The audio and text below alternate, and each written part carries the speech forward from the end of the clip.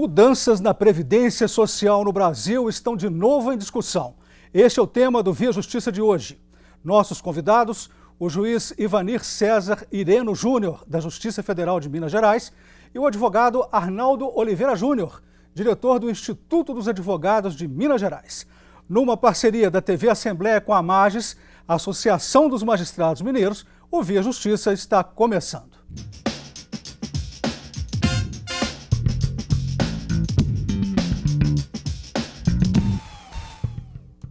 Pergunto para os senhores, qual é a situação da Previdência Social hoje no Brasil? Por que a necessidade de uma nova reforma da Previdência? Começando com o senhor, doutor Ivanir. Eu acredito o seguinte, a nossa Previdência pode ser um paradoxo, mas ela vai mal, ela vai bem e vai mal. Bem por quê? Porque hoje a nossa Previdência tem 72% da nossa população economicamente ativa está protegida. Se acontecer qualquer evento que retire dessas pessoas a capacidade de trabalho, elas vão ser protegidas por um benefício previdenciário. E a Previdência Social brasileira hoje paga 30 milhões de benefícios todo mês. Então, 30 milhões de pessoas, 30 milhões de pais ou mães de família recebem benefícios da Previdência. Então, são mais de quase 40 bilhões de reais injetados na economia no pagamento de benefícios. Então, esse é o lado bom da Previdência. No entanto, o déficit da Previdência, ou seja, a diferença entre o que se arrecada para pagar esses benefícios e o custo desses benefícios é hoje de 90 bilhões de reais, pesando muito sobre o produto interno bruto da nação e pressionando muito as contas públicas e colocando em risco a sobrevivência da própria Previdência para gerações futuras. Então, eu acho bem-vindo, porque a Previdência nossa precisa sim de ajustes, então eu acho bem-vindo o debate e realço esses dois pontos. Um ponto positivo da atual situação da Previdência e um negativo.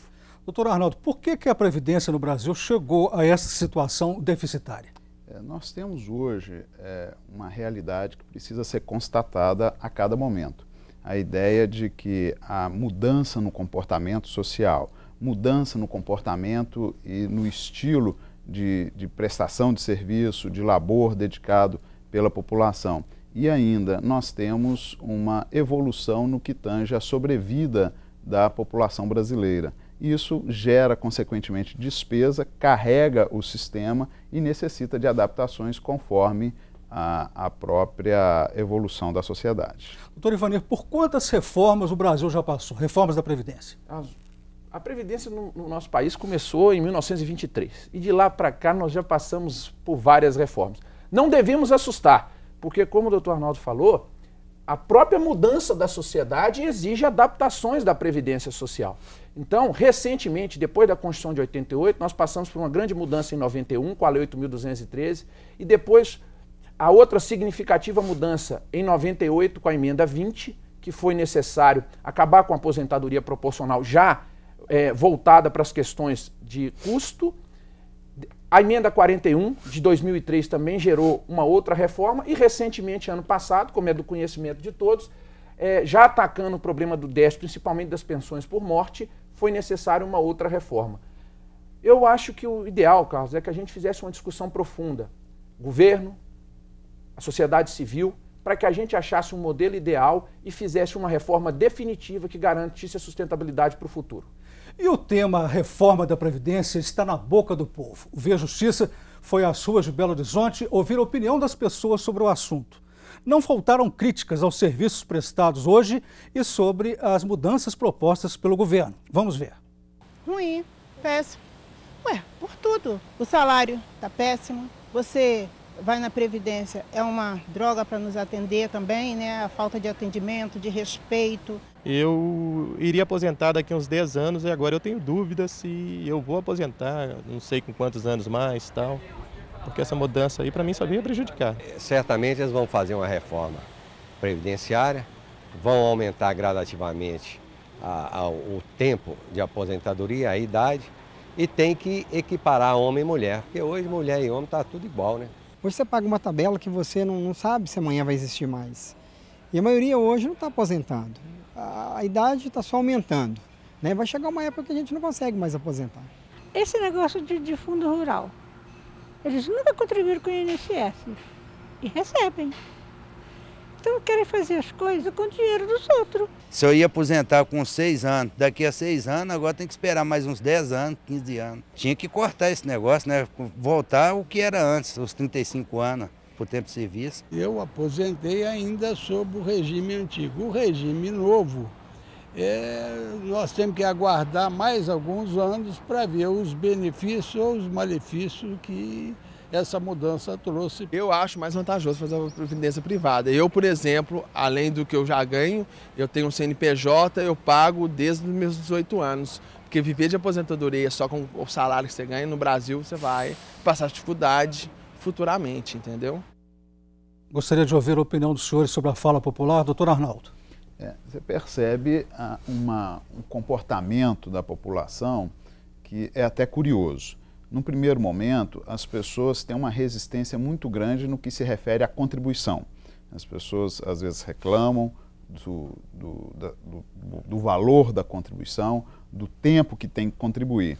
E, no entanto, quando do benefício, as pessoas também lamentam. Lamentam, seja pela forma com que ele é atualizado, lamentam, seja pelo momento em que ocorrerá a aposentadoria. Então, você vê, na verdade, a população em certo modo, atuando como um agente que, seja em que circunstância for, está sempre prejudicado.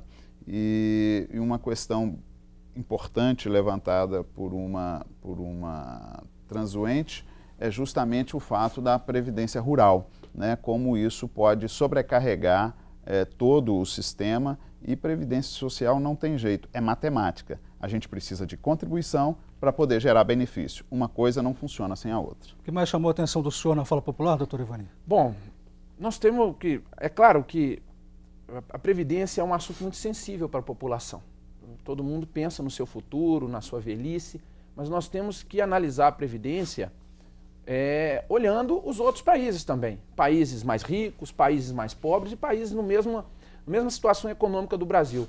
Hoje, nós temos uma das menores idades para se aposentar do mundo. Ou seja, a idade média no mundo é 64, a nossa é 58. Então, é inegável que o brasileiro aposenta cedo.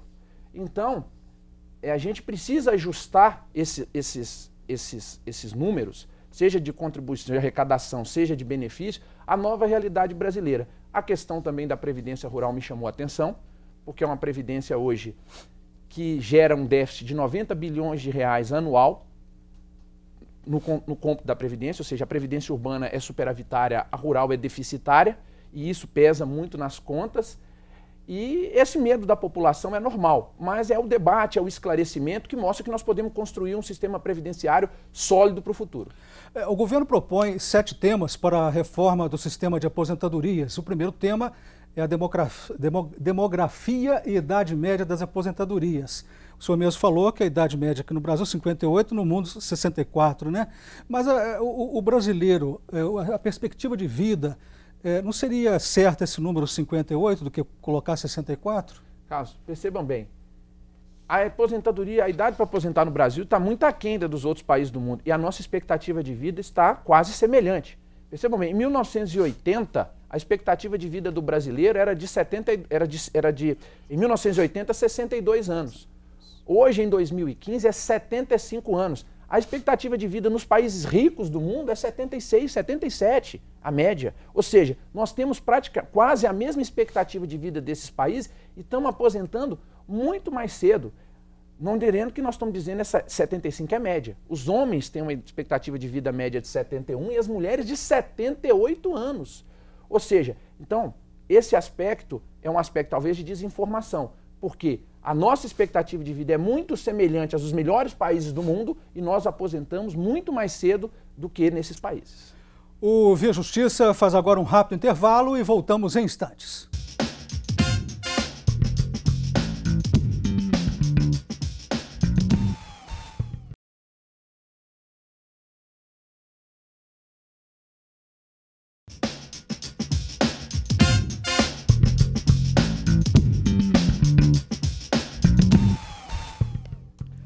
O Via Justiça de hoje é a reforma da Previdência Social. Participam do programa o juiz Ivanir César Ireno Júnior, da Justiça Federal de Minas Gerais, e o advogado Arnaldo Oliveira Júnior, diretor do Instituto dos Advogados de Minas Gerais. Doutor Arnaldo, como a reforma constitucional de 88 modificou o sistema previdenciário brasileiro? A partir da Constituição de 1988, nós tivemos uma evolução e uma série de reformas que visaram ajustar as incorreções que havia na Previdência e, contudo, trouxeram grandes debates para o direito previdenciário brasileiro. Dentre eles, ficou estabelecido a idade mínima para a aposentadoria e também a ideia de o mínimo de contribuição, sendo permitido a aposentadoria por um período de contribuição proporcional a partir de 25 anos para a mulher e 30 anos para os homens e a sua integralidade com 30 anos para a mulher e 35 anos para os homens. Contudo, foi necessário, através de reformas e de alterações na legislação, um ajuste da aplicação do fator previdenciário, pois passou a perceber a possibilidade do sujeito que iniciava a sua vida laboral muito cedo, ou seja, começava a trabalhar ainda muito jovem, ele se aposentava ainda jovem. E com isso, numa expectativa de vida ainda que pequena, ele corria chance ou tinha a possibilidade de ter mais benefício como aposentado do que tempo de contribuição no custeio. Então, isso foi ajustado com o fator previdenciário, que passou a estabelecer cálculos entre a idade da aposentadoria e o tempo de contribuição. Doutor Ivanir, aproveitando essa deixa do fator previdenciário, as centrais sindicais defendendo que ele deve acabar. O senhor acha que o fator previdenciário deve mesmo acabar? Carlos, eu sou um defensor do fator previdenciário. Por quê? O Brasil tem um erro no seu sistema que não acontece em outros sistemas do mundo. Nós estamos juntos só com o Irã, Iraque, Kuwait, de termos aposentadoria por tempo de contribuição pura. Ou seja, basta eu contribuir 35 anos o homem ou 30 a mulher que eu posso aposentar. No resto do mundo, além de contribuir 35 anos ou até mais, eu ainda tenho que ter uma idade mínima para me aposentar, que gira em torno de 60 ou 65 anos, correto? Então, como o nosso sistema é puro, era necessário colocar um cálculo atuarial. E aí, pegando o que o doutor Arnaldo disse, é o seguinte: o que é o fator previdenciário? O fator previdenciário vai fazer uma proporcionalidade entre o tempo que eu contribuí, a minha expectativa de sobrevida, para impactar no meu benefício. Então, se eu aposento cedo, vou viver muito, vou receber muito tempo de benefício e onerar muito a Previdência, eu posso me aposentar? Posso, mas esse benefício vai ser reduzido. Se eu me aposento mais velho, tendo contribuído 35 anos e recebendo menos tempo de benefício, porque eu vou viver menos, eu vou onerar menos a Previdência. Então, eu vou ter um benefício maior. Então, o fator previdenciário veio no momento adequado para substituir a ausência de idade mínima para aposentar. E hoje, é bom lembrar, Carlos, com a mudança do ano passado, o fator previdenciário não acabou. Quem quiser aposentar-se com 35 anos de contribuição ou 30 mulher, 35 homem e 30 mulher, pode se aposentar, mas aí vai se submeter ao fator previdenciário que vai reduzir o valor do benefício. No entanto, quem tiver 35 anos de contribuição o homem e 60 de idade, atingindo a soma 95, ou seja, 35 mais 60, 95, juntando tempo de contribuição e idade, pode se aposentar sem o fator previdenciário. Então, continua a existir a aposentadoria por tempo de contribuição só com os 35, mas com fator. Tempo de contribuição e idade sem fator. Então, o segurado pode escolher qual que ele quer aposentar. Esperar um pouco ou não. Doutor Arnaldo, essa proporção 85-95, mulher e homem, e como é que o senhor vê isso? O senhor acha que isso é justo? O senhor também defende o fator previdenciário? A ideia dessa nova regra 85/95, que é bom frisar, é 85/95 apenas até 2018. A partir de 2018, aplica-se uma tabela progressiva até chegarmos em 90/100, né, sendo o menor número de somatório para as mulheres e o maior para os homens. É uma ideia bastante interessante, embora ainda tenha incomodado hoje o Poder Executivo, porque acaba não estabelecendo uma idade mínima. né? Ao estabelecer a regra do somatório, você permite que o sujeito com menos de 60 anos de idade, mas com uma quantidade maior de contribuições, possa aposentar. Essa tem sido, inclusive, uma das reivindicações na proposta de reforma que o Executivo está prestes a enviar para o Congresso. Então, dessa maneira, a gente permite que o sujeito, ainda que não tenha atingido 65 anos o homem ou 60 a mulher, mas tenha ultrapassado o valor mínimo de 30 para as mulheres e 35 para os homens, consiga se aposentar. Importante destacar também que é necessário o tempo mínimo de contribuição para o somatório. Não pode haver, na regra 85-95, a contribuição inferior de 30/35 entre mulheres e homens, respectivamente. Outro tema em discussão sobre a reforma da Previdência é justamente essa, a diferença de regras entre homens e mulheres. Doutor Ivanir, o senhor acha que essas regras devem se tornar iguais? Carlos, eu acho que sim. A sociedade mudou. A mulher, há muito, já mudou o seu papel na sociedade. O número de mulheres hoje, chefes de família, é gigantesco. Ou seja, a mulher está cada dia mais ocupando o seu lugar no mercado de trabalho. Ou seja, competindo e vivendo em igualdade de condições com os homens. Então, sobre o ângulo previdenciário, Carlos, não se justifica que alguém que viva até 78 anos aposente com menos tempo de contribuição e menos idade do que alguém que viva até os 71 anos. Ou seja, o homem, a expectativa de vida é 71, a da mulher é 78. Então, sobre o ângulo previdenciário, não existe a menor lógica de alguém em igualdade de condições ou chegando à igualdade de condições no mercado de trabalho, como as mulheres tendem a chegar, e a gente espera muito isso, que nada é mais correto do que uma sociedade igual entre homens e mulheres, alguém que viva, alguém que tem uma expectativa de vida 78, que vai receber benefícios por mais tempo do que o homem, aposente mais cedo. É bom ressaltar que a maioria dos países do mundo, principalmente da OCDE, os países ricos e economias médias como o Brasil, essa idade ou já acabou, a maioria já acabou, essa diferença de idade, ou ela é menor do que 5 anos, 1 ano, 2 anos, 3 anos. Correto? Então eu sou favorável a essa alteração. O Via Justiça faz mais um intervalo e voltamos em seguida com o bloco final do programa.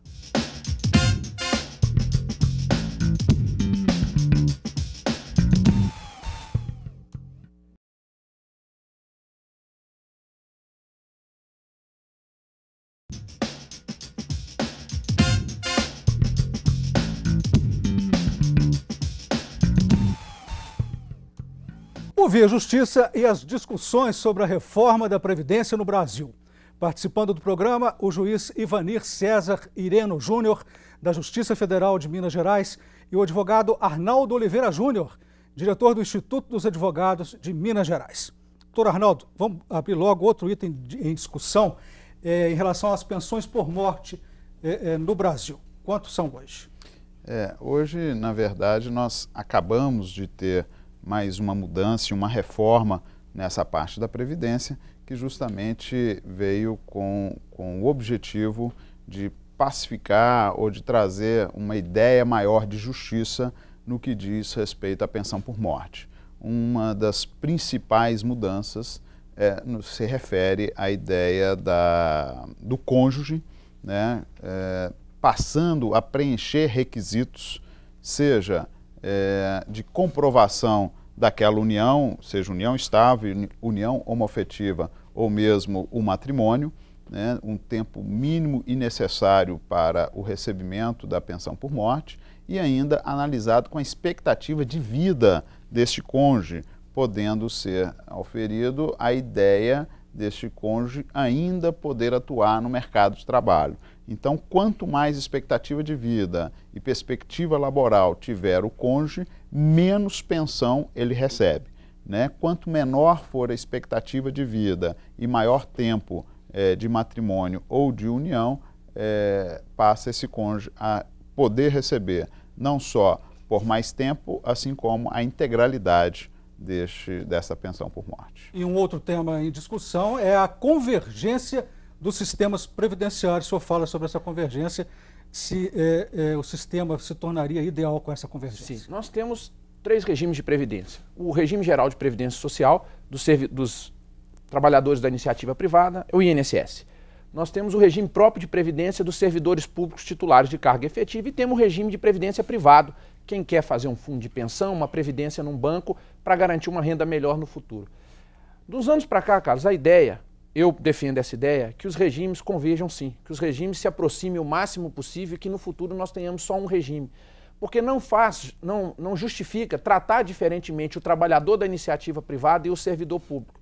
E hoje nós temos o regime do servidor público concedendo melhores benefícios e benefícios em situações diferenciadas para melhor do que o benefício dos trabalhadores da iniciativa privada. Então, essa convergência já começou, ela já está fortemente avançada, porque quem hoje entra no serviço público federal, por exemplo, ainda que ganhe 20 ou 30 mil reais de remuneração, só vai aposentar com o teto do RGPS, 5.200. Se ele quer continuar mantendo o seu padrão de vida dos 30, 20 mil, ele tem que pagar uma previdência privada. Mas existem ainda diferenças favoráveis aos servidores públicos que não se justificam mais. Todas as pessoas brasileiras, todos os brasileiros são trabalhadores e todos devem ter o mesmo regime de previdência para que, inclusive, unindo esses regimes, a gente possa ter um regime mais justo e sólido que garanta as gerações futuras. Outro tema em discussão são as receitas, as renúncias, a recuperação de créditos. Com a situação deficitária dessa, por que acontecem as renúncias, doutor Ivani? Carlos, seguinte, a Previdência hoje arrecada algo em torno de 340 milhões e gasta 340 bilhões e gasta 430 bilhões para pagamento de benefícios. Você entrou numa pergunta boa. Por que nós abrimos mão de 70 bilhões de arrecadação em renúncias fiscais? No entanto, a gente tem que entender as renúncias fiscais com muito cuidado, Carlos. Talvez elas não sejam bem-vindas, mas elas têm um motivo que tem que ser discutido com a sociedade. Por exemplo, quais são as três principais renúncias que nós temos? O simples, dos pequenos empresários, ou seja, para incentivar as pequenas e médias empresas, permitem que eles paguem menos contribuições. É importante, porque eles são as empresas que mais geram emprego no Brasil. Segundo, as entidades filantrópicas. Santas Casas, por exemplo, não pagam contribuições previdenciárias, mas elas prestam um serviço de saúde extremamente essencial. E por último, que cresceu muito nos últimos anos, foi a desoneração da folha de salário, que toda empresa tem que pagar 20% do que paga aos seus empregados de contribuição previdenciária, mas isso estava pesando muito. E o governo entendeu que para manter os empregos, ia incentivar as empresas reduzindo isso. Então, embora as renúncias comprometam muito a Previdência, essas três que eu citei, por exemplo, têm um grande apelo social. Então, é necessário discutir. Particularmente, pessoalmente, acho que esses incentivos têm que vir de outras receitas e não da receita da Previdência, porque Previdência é um dinheiro sagrado. Doutor Arnaldo, o senhor acha que a sociedade brasileira vem perdendo muito com a Previdência Social ao longo dos anos? Essa ideia de perda, ela foi estabilizada, né, a partir do momento que nós tivemos também uma estabilização econômica. A perda era maior quando tínhamos um problema grave de inflação e, consequentemente, de um alto poder de compra em relação ao salário ou em relação ao benefício de aposentadoria. Hoje nós temos formatos, né, e cálculos atuariais próprios que atualizam e identificam uma perda menor. O que deve ser salientado, Carlos, é que nós temos e carregamos isso, parece que no nosso DNA brasileiro, uma ideia de vantagem, de sempre querer um pouco mais do que às vezes é devido. Então hoje o sujeito, às vezes, ele não aceita se submeter a um teto pré-estabelecido, mas em contrapartida ele tem que observar que ele também pagou ou contribuiu apenas sobre o valor do teto, né? Então, a cada dia a gente percebe que tem se tornado mais justo e menos injusto ou menor perda para o contribuinte. Gostaria de agradecer a presença dos senhores no programa. O Via Justiça de hoje termina aqui. Este programa é uma parceria da TV Assembleia com a Magis, Associação dos Magistrados Mineiros. Até o nosso próximo encontro.